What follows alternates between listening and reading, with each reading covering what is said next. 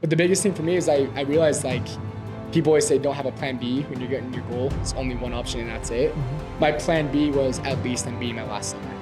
So there's no coincidences. I hit barely above my last summer. I did 662 before, and then the year I failed to hit $1 million, I did 702. I barely beat it. So I think what I did wrong is subconsciously in the back of my mind, I kept saying at least I'm beating my last summer. And there's no coincidence, I barely beat it.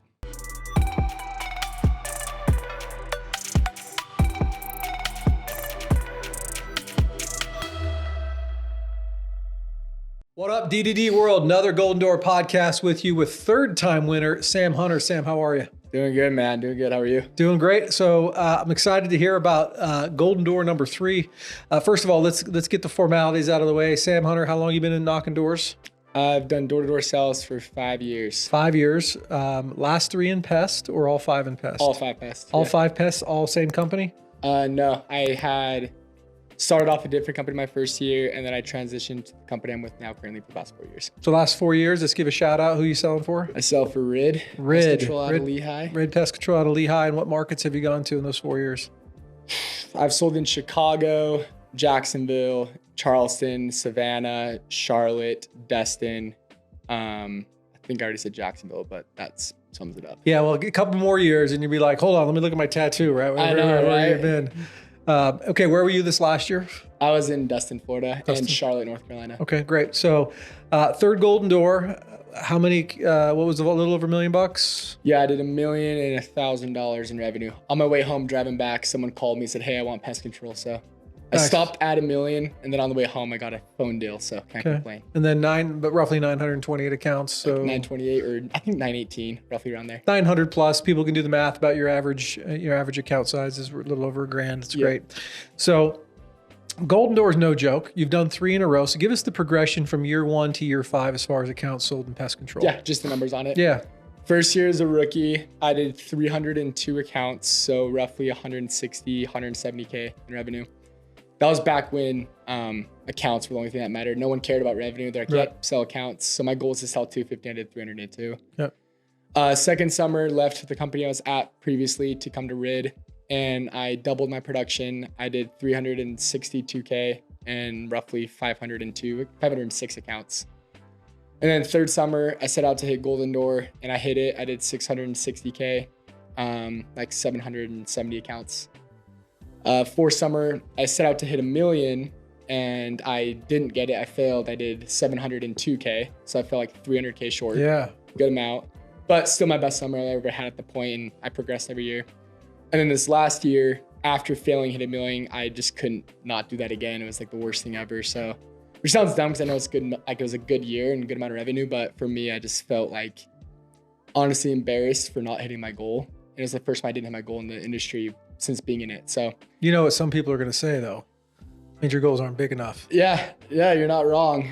I think this year I have a pretty good goal in mind. But anyways, last year, which was my 5th summer, I did $1,001,000 in revenue. Nice. Nice. I just interviewed somebody who did 1,700 accounts. That's crazy. Yeah, right. So I usually like to talk about adversity later on, but let's talk right now. So that 2 years ago when you didn't hit your goal, came significantly short. Yep. What kind of adversity did you deal with, and how didn't you handle it well? So this year, if there was any adversity that you handled differently. The biggest thing, it's a good question, because I feel like it might be considered a cliche question, like what did you do wrong or something? But honestly, the biggest thing for me is the year I didn't hit $1 million when my goal was to hit it. In the back of my head every day when I sold 7 accounts, 8 accounts, 6 accounts, whatever it was, in the back of my head, I would think I didn't do enough to hit $1 million, but at least I'm beating my last summer. And I kept saying that in my head, at least I'm beating my last summer. But the whole time is weird. My goal was to hit $1 million still. Did you have a number of deals a day that you needed to get to in your mind and you were coming short and so you were justifying it? I try not to get super obsessed over the numbers, because I noticed for me personally, I get a lot of anxiety when I'm not hitting those numbers. So for me, I kind of just sounds bad. It might not be it's a very unorthodox way to hit a goal. I just go with the flow, and my goal is to hit it no matter what. So if I stay out later, I need to stay out later. Like either in the day or throughout the year. But the biggest thing for me is I realized people always say don't have a plan B when you're getting your goal. It's only one option and that's it. Mm-hmm. My plan B was at least I'm beating my last summer. So there's no coincidences. I hit barely above my last summer. I did 662 before. And then the year I failed to hit $1 million, I did 702. I barely beat it. So I think what I did wrong is subconsciously in the back of my mind, I kept saying, at least I'm beating my last summer. And there's no coincidence, I barely beat it. So there's like that. Do you golf at all? You ever play? No, people keep telling me to get into it. I've tried it and I think I'm going to start getting into it, but I just got to commit. Dude. You got to practice your 4-letter words if you're going to play something. Yeah. But there's my brother-in-law who is a scratch golfer. He's from Scotland. He's just a stick, right? And so I'm famous for always winning the 18th hole because around hole 15, 16, I start talking trash. By the time we get to 18, I'm so far in his head. I'm like, don't hit it in the water, bro. Don't hit it in the water. Don't hit it. Shit, water. Right? And so when you get out there and every single day you're like, at least I'm beating, right? It's almost like playing not to lose, right? Yeah. And it's too late at that point. Like when I beat my last summer, when I hit Golden Door that year, it was like in August. And it's like, okay, I have $300,000 more in everything to go. And it was already end of August. And in my head, I'm like, yeah, sure, I could stay out till, at that point, because my mindset wasn't the best. I was like, I could stay out till November, October and hit it. But I was like, I'm not doing that. I need to get home, start building a team. So how our company works is you can own the branch, you can own the equity of the branch. And in order for it to work, you need to have a team. So for me, it was like, that's the best bang for my buck. So went home, and maybe people might think like, oh, I went home early, but in my opinion, I just failed. So I just didn't hit my goal. That's what it was. And I just didn't hit it. So yeah, and at that point, it's too late. When I hit Golden Door, I was like, oh, it's exciting. I hit Golden Door. But I wasn't even happy about it because I was 350K short at that point. Right. So I just cranked down an extra 50K. And that 50K was unique. It might go in later on, like how I'll explain it later. No, let's do it right now. Let's go. I really wanted to get better at selling and wealthier stuff. And I realized I was selling middle class or lower, which is okay. Like pest control is like a cheaper sell. It's not like a big ticket item of like 15,000 plus, right? But I mean, for the best thing with like getting paid on your accounts, you need to have good nutrition. Another thing too is if you sign up someone that's like a little bit more lower income, pest control is expensive nowadays. Like the average contract value in the industry is probably like 900. And it's like a more expensive thing than it used to be of 500 4 years ago. So for me, I was like, okay, I wanted to start selling people that can afford it, not have to worry about paying it. And I realized if I sell on Wealthy, it eliminates the objection of I can't afford it. So I'm like, I might as well just go do that. It gives me best bang for my buck. But I never did it before. So the last month of selling, I just promised myself I'm not going for $1 million at that point. I'm just going to learn how to sell Wealthy. And I was going to NFL player neighborhoods in Charlotte, selling to people in the Panthers. It was sweet. Or former NFL players and business owners. And anyway, kind of got me prepped to start selling those types of neighborhoods and homes this last summer in Destin, Florida. And there's a lot of wealthy homes there. So paid back tenfold, obviously, helped me out a ton, get prepped to hit $1 million. Nice. Yeah, those last few weeks, I realized, okay, I'm not hitting $1 million. I failed at my goal, but I need to hit a goal next year. And to get prepped for that, I'm going to start now by learning how to sell in like bigger, nicer, wealthier mansion homes. It's funny you say, so, spending many years as I did with Cutco Knives in LA, there was many times where, orders would be, this is like paper orders. Like I used to keep a photocopy of all the famous people that would buy the product. It's crazy. And then it went to digital and we didn't get to do that anymore. But, it was, I'm not going to give shout outs to celebrity, but it was always fun to who's connected to who. And then randomly one day I get this phone call from a manager out in Ventura. It's like, hey, one of my reps has got a demo with Wayne Gretzky. No way. And I'm like, you tell that guy to stay at the office. I was driving a 911 at the time. I got in my car, took the back road. I'm taking it. Dude, I went with him, but I was like 6th gear. Like when you get shifting to 6 in a 911, most people don't know what stick shift is, but yeah. I was doing I was breaking the law, right? I was going fast, right? I was getting there. I'd be worried if you weren't in that car. I get there, and I was like, I'm not celebrity shocked by any means, but Gretzky's like the GOAT, right? There's like a handful of people, and so I get there, and I'm not gonna tell the whole story, but didn't get to meet him. His wife was awesome, treated the sales rep very kindly, and this was one of those like trying to make his like 5th sale of his life, right? And she's just being so patient going through it. And she would have said yes at hello, right? And, and he's thinking like $1,000 is a lot of money, right? There's like 3 maids running around, a house person, like Ferrari in the driveway, like the whole thing. And years later, though, Wayne himself called to get the product serviced, and one of my reps went out and got me a hand-signed Gretzky. No way. Yeah. Right after I got inducted to our Hall of Fame, so it was like 2-1 Hall of Famer from another. But it's always fun when you get into neighborhoods with. Oh yeah, for me, like, you got to learn too. Like, you got to see these people that are successful, and you got to ask them. Like, I mean, a lot of the time they don't really like to disclose a ton of information. But if they're like really cool and down to earth people, and not saying that other people aren't that don't disclose like what they do and stuff, but they have good insight. Like, they say like, hey man, like, you're killing it. Keep doing it. When I was 25, dude, I was in debt, hundreds of thousands of dollars, and you're killing it. So they give insight like where they came from to where they are now. And it's not just selling, but at that point you're actually building relationships. And I felt like when I was in the middle class, maybe more lower income, it was just selling. It was hard to build a relationship. But with the people that are in the upper class, I was like, I don't know. It's just, honestly, I think it was a little bit easier to sell because they already know what value is. They need value. They want value. They want quality. They don't get knocked a lot. They don't get knocked on a lot because a lot of people are scared to knock it. So in my opinion, it gave me the best bang for my buck because they're likely not to cancel because they can afford it. You can build a relationship with them, which helps you sell them because they like the salesman. And then third, kind of like what you said, just barely. Like, at the end of the day, like, I think relationships and sales is one of the biggest, most important things. And that's the biggest bang for my buck, was to be able to build a relationship with these kind of people. And it's, I mean, obviously you have to knock in every type of lower, middle, upper, lower, middle. Like, you have to knock everything eventually. Right.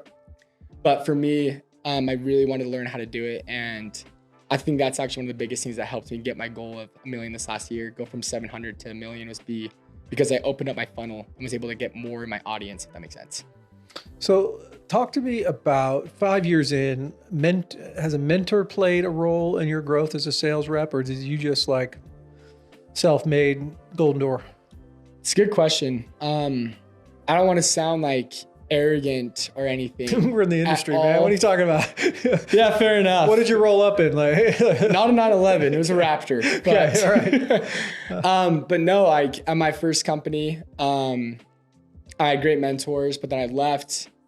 And this is where I don't want to sound arrogant, but I've always outsold my managers. Right. And at the company I was at now, RID, at the time, the record was $350K in revenue. In my first year there, I beat it and got $360K. So at that point, I was like, okay, I want to go for Golden Door. And in my head, I was like, I don't really know who to go to at my company because no one's hit it. And the top rep was me. So I kind of felt stuck to an extent. But then I realized someone had to do it for the other companies where they have multiple. So I want to be that person for the next Golden Door at RID. So for me, the biggest reason why I was able to get it is, yes, I would maybe consider it as a self-made because there's no one else to like really, I learned from people, don't get me wrong. I'm not like, shout out to the boys I did learn from, obviously, but like there wasn't a Golden Door rep I could pick their brain from. Right. And I was too prideful to reach out to someone else in a different company. Like, hey dude, how did you do it? I was just really prideful, which is probably bad, but worked out good. And RID produced 2 Golden Doors last year. And this last year we had 2 as well. So let's help all the small direct-to-home companies out there by talking specifically to those reps when they're the best rep on the team or in the company. You know, I have 3 boys. I talk about them all the time, and they're all studs. You know, they're baseball players, and I never want them to be the best player on the team. But sometimes in all 3 of them, I found myself in situations where I'm like, if they're not the best, they're the second best, which means they're not striving to be like anyone. Yep. Then I make some phone calls and call some other coaches that I know run better teams. They don't have openings. And I'm like, hey, can my kid come work out with you guys? He's like, yeah. Then he shows up and he's middle of the pack or towards the bottom, and his focus is an intensity, and it raises his energy.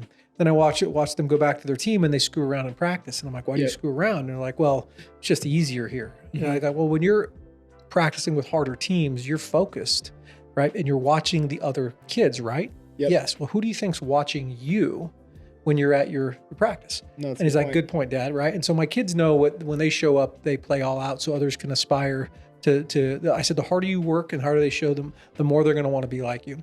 So these companies like RID a couple years ago, where they didn't have any high performers, you could have left and leveled up and go into a situation where there's 20 Golden Door winners and you're just a nobody.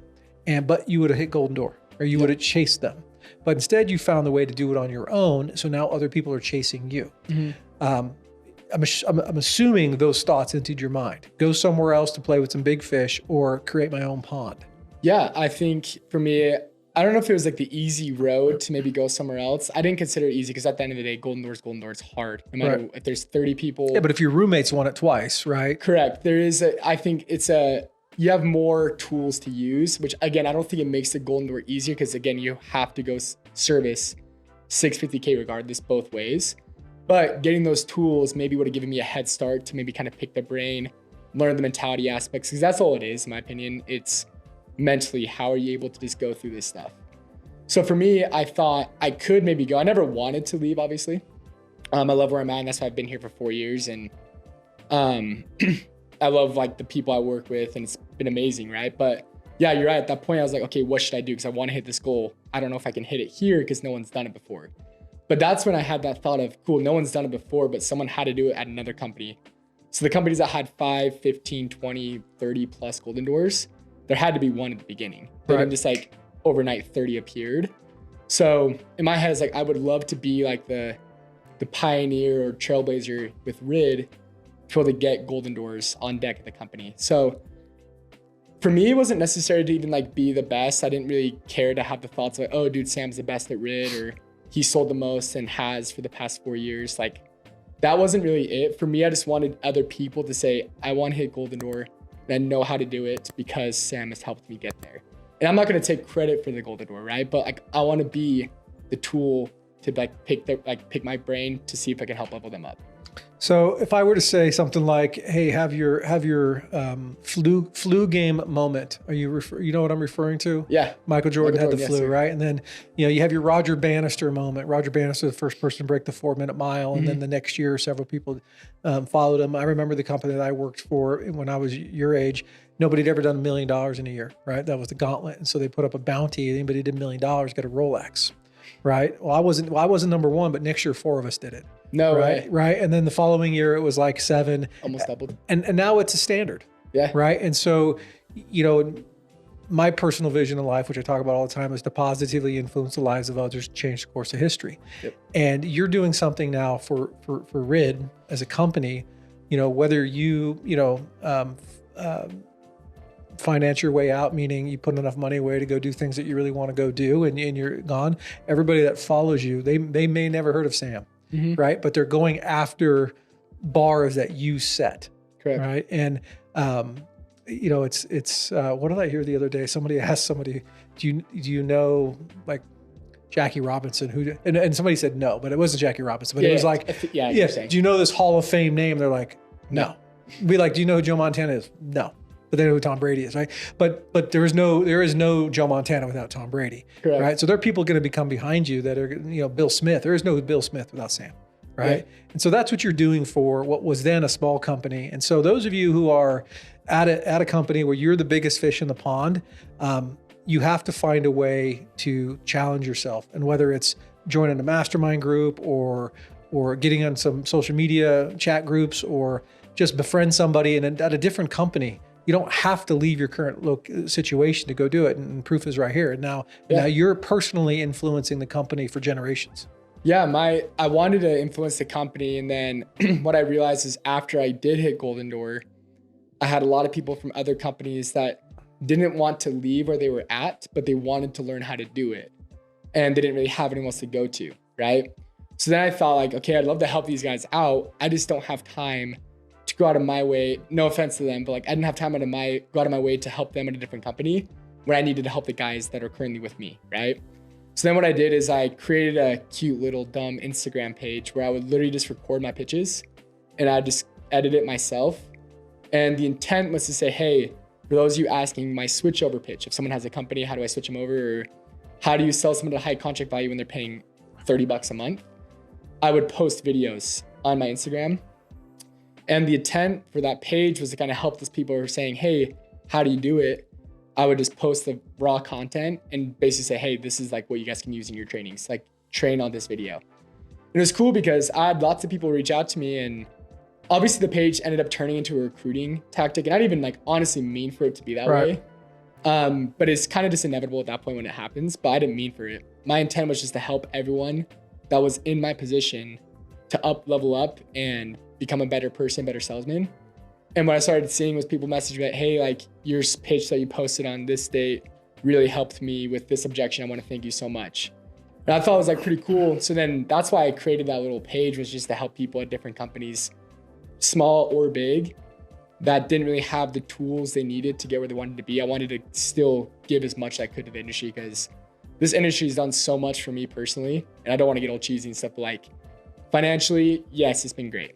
But mainly for my self-growth, being able to communicate with people, how to read people, read situations, be friendly with people when they're being rude back. Like there's something to say about that. When people are attacking you and you're able to just like, hey, so sorry, have a good day. Hope you have a good one. Right. Like that's a huge lesson I've learned in my life. So the industry's done so much for me. So like, that's like my small little way of giving back. And again, it's a small page. It's not like big, right? Doesn't matter, right? Like the, you know, we talked about this before in life. I used to do a podcast in another company, and we're talking like 7 a week. Like we controlled the morning. We knew people were going to listen to something when they're working out or at the gym. So we just put something out 6 days a week, and whatever that is, 120 summer episodes. And I'm all over the country, and I'm like in the bathroom at an airport.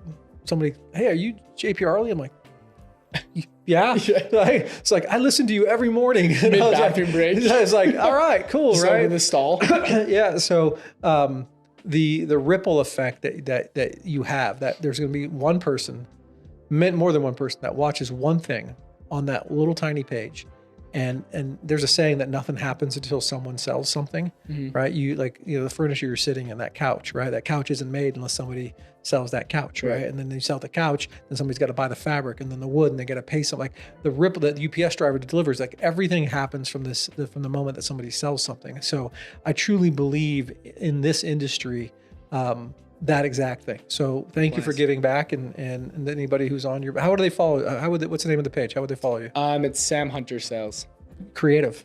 Right? Yeah. Took me hours to do that one. A couple days actually. What was choice number 2? Sam Hunter doesn't sell. I don't know. All right. So we're getting towards the end here. Let's talk about, everybody knows the why, how important the why is. Yep. And they get to a point in time where this year, like it was Golden Door bust, clearly, like that was your why this year.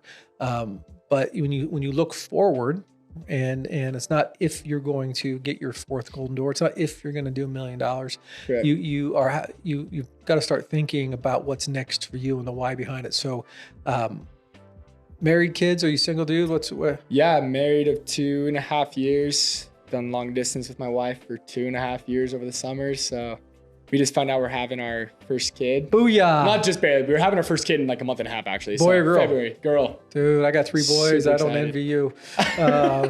Yeah. I don't know. For some reason, I always wanted a boy. But then when I met my wife, Chelsea, she's beautiful. She's amazing. And when I met her, I was like, I would love to have a mini version of my wife. So like literally as soon as like we like started dating and stuff, I never told her this because it'd be kind of weird to tell her that when we're dating. But it's like, I'd love to have a mini version of her. Like it'd be so cool. So when we found out we're having a girl, I was like, holy crap, this is so sweet. So it's so, I mean, what you just said is, so my wife and I have been married, I'm long enough where I have to do some math, and I'm not going to do the math right now. Just don't tell her to listen to this part of the episode. 16 years. What's your wife's name? Anne. And don't listen to that part. Yeah, she does.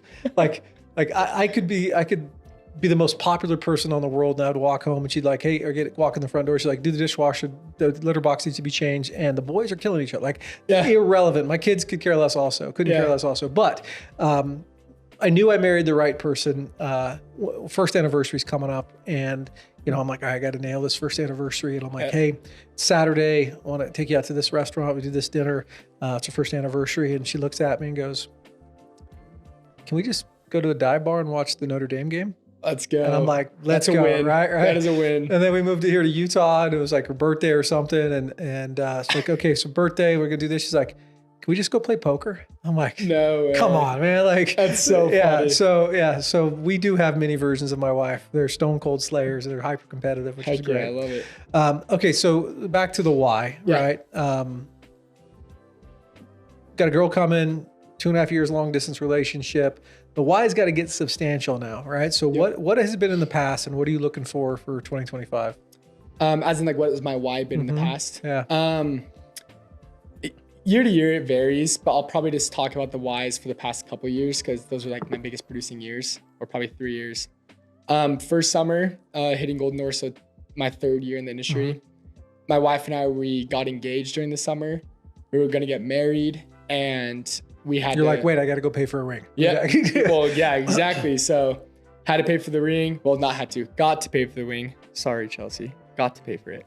And then we're going to pay for the wedding too, the venue, the photographer, videographer, honeymoon. Like, we paid for everything. So for me, I was like, okay, I know if I had Golden Door, I'll for sure be able to pay for all that stuff. But I just wanted to hit my goal, not just to help myself financially, paying those things off with my wife, at the time, fiance. But I kind of wanted to do it for her. Like, I wanted to prove to her, like, not like I needed to. She never said this, but in my head, I'm like, okay, if I'm going to marry her and she's going to commit her life to me, I'm going to commit my life to her.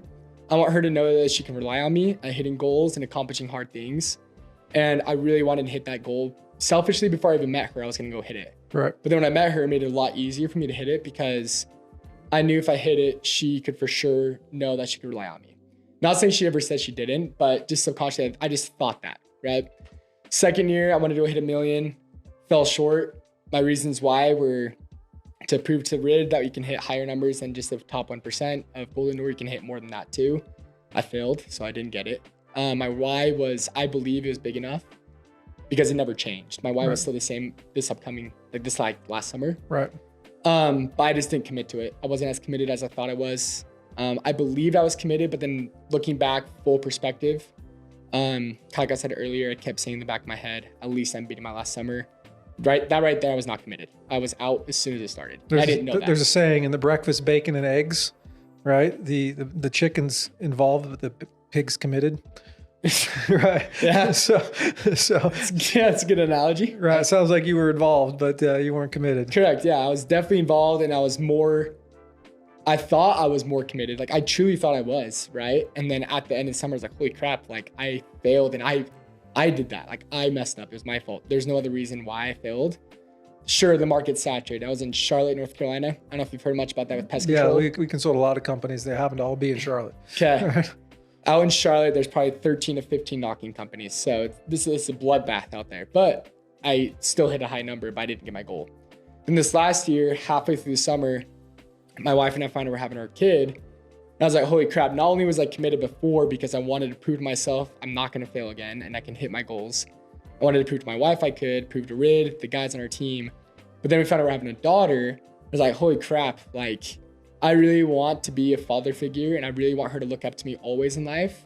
And I'm like, okay, she's not here yet, but I needed to start somewhere. So for me, I was like, I want to do this for my daughter too, to prove to her, like, even though she's not here, it sounds super dumb. No, but it's not dumb. when you're out there doing like a goal like that, you kind of get psychotic. So I was like, I need to do this for my daughter. I need to do it for my wife. And I need to do it for my business partner, the other branch owner in Destin, and then our guys. I just really wanted to prove to them, like, hey, when shit hits the fan, when things are going rough, things aren't going according to plan, or when you fail from your previous summer, there's always way back to the top. And it's just through hard work, being committed, being the pig in the breakfast. Yeah, that's right. And then most importantly, just like loving what you're doing and loving yourself. Because I think if you love yourself and your goals and your family and your friends and people that are close to you enough, and you fail, you're kind of like, in my head, I think you're like doubting the love and you're not showing it. So for me, I wanted to have self-love for myself and everyone else in my circle. Yeah, it's great. It's great. And, the dialogue that you have with yourself is so important. And whether you're your unborn daughter who probably won't have any memories for another 5.5 years. Or probably care to hear about that. Right. Like, exactly. It's like, Dad, look what I drew at school. He's like, yeah, but I had a golden door. I did. Like, I killed like a lot of bugs. Yeah. I sold 918 people. She's like, cool. Yeah, check this out. Right. And but Michael Jordan used to, almost make up, did he say, what about me? Right. Like, I have to find that fuel, and all you're doing is stuffing your fireplace full of fuel. 100%. So last question I always like to ask is, you're talking to a first or second year pest control person that either going out for their first year or really wants to level up, like what kind of advice would you have for somebody going after that golden door or going after that big first year? Yeah. I'll give 2 pieces of advice. One, like a tangible thing you could do with your pitch and like an actual skill set you can develop. And second, a skill set that's mentality aspect. First, work on switchover. Like work really on being able to switch people over. Everyone usually has a company in pest control. It's a very saturated product to sell nowadays. So get your switchover dialed. And then second, mentality, this is the biggest thing that trumps any other thing in my opinion, is always find the positives in the negative situation. There's always good that comes from the bad. So if you have a bad day, the good thing is you learn from it. If you have a really, really bad day and there's absolutely nothing you think of, it was raining, you not only didn't sell an account, but an account from the day before canceled, like whatever a bad day for you is, at the end of the day, like you can sit there and think, okay, at least I went through this awful day. It's probably not going to happen again tomorrow. Right. It's like rare to have 2 really, really, really bad days consistently. And then if it does happen 2 bad days in a row consistently, at least there's not a third. So like always turning the negative into a positive and making sure that whatever situation you're in, if it's a rough result, just try and find the positive and go through with that. So there's a very high percentage chance that you have not seen the movie Forrest Gump. I have. You have? Okay. Of course. So you know who Lieutenant Dan is? I don't remember. I haven't watched in a long time. Okay, Lieutenant Dan's the guy that has no legs. Oh, yeah. Right? Okay. Okay. So there's a scene where Lieutenant Dan and Forrest Gump are they're now shrimp boat captains, and the big storm comes, and they're dumb enough to be out there, and he's up just like the storm is just coming. Lieutenant Dan's up at the top of the little bucket at the top of the boat and talking to God is like, you call this a storm, right? And that's literally what you have to like think about when you said there are no bad days. I'm like, you call this a bad day? What else you got? Like if you have that kind of mentality about it's not going to be, this way tomorrow. Right? Yeah. And it just helps callous your brain too when you do really have a bad day with personal stuff in your life or just on the doors or both at the same time. All that's doing is just building your character. You're callousing your mind for the next hard day that's to come. So in my opinion, that's a huge win. Awesome. Well, Sam Hunter, I appreciate you coming in. Congrats on your 3rd golden door. More importantly, congrats on the daughter. And I wish all the health to both women in your life. And hopefully next year you're sitting on this couch and we're talking about golden door number 4. I appreciate it. Hopefully I am. All right. Take care. Thank you.